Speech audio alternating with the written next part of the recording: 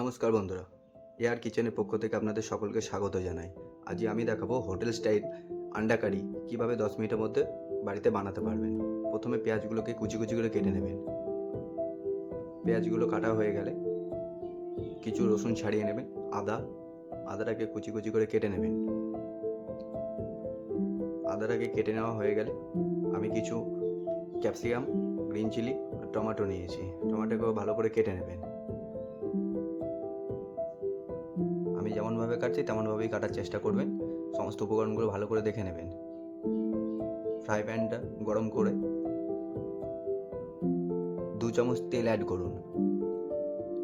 এবার কেটে রাখা পেঁয়াজটা দিয়ে দিন। পেঁয়াজগুলো মনে রাখবেন লাল লাল করে ভাজতে হবে, তাহলে টেক্সচারটা ভালো আসবে। পেঁয়াজটা ভাজতে থাকুন।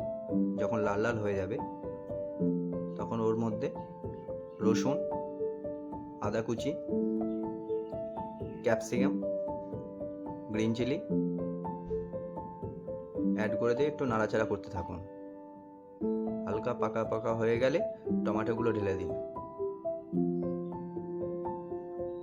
1 মিনিট মতো নাড়াচাড়া করে নিন।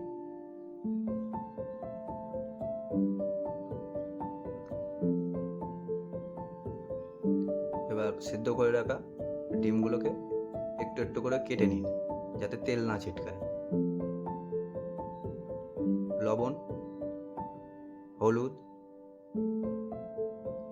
কাশ্মীরি লাল মির্চ পাউডার মাখিয়ে নিন।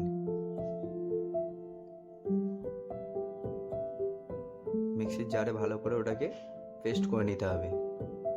এবার ডিমগুলোকে লাল লাল করে ভেজে নিন।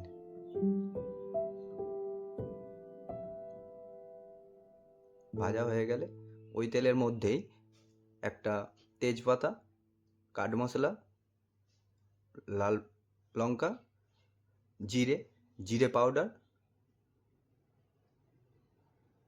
ধনে পাউডার,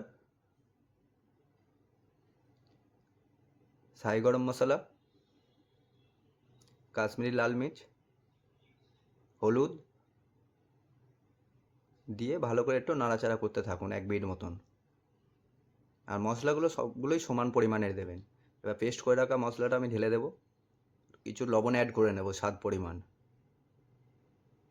এবার যতক্ষণ না মশলার ভেতর থেকে তেল ছাড়ছে ততক্ষণ নাড়াচাড়া করতে থাকুন। মশলা প্রায় রেডি হয়ে এসেছে। এবার আমি এর মধ্যে কিছু পরিমাণ জল অ্যাড করে নেব।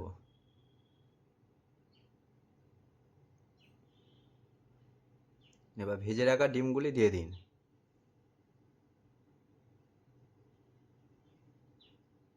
একটু নাড়াচাড়া করতে থাকুন।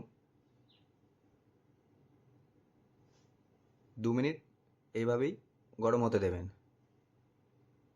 এবার রেডি হয়ে গেছে। এবার একটা ভালো বাটিতে কি পাত্রে সার্ভ করুন। রুটির সঙ্গে, নানের সঙ্গে, পরোটার সঙ্গে টেস্ট করে দেখুন, অসাধারণ লাগবে। আমি গার্নিশিংয়ের জন্য ধনেপাতা দিচ্ছি, আপনারা অন্য কিছুও দিতে পারেন।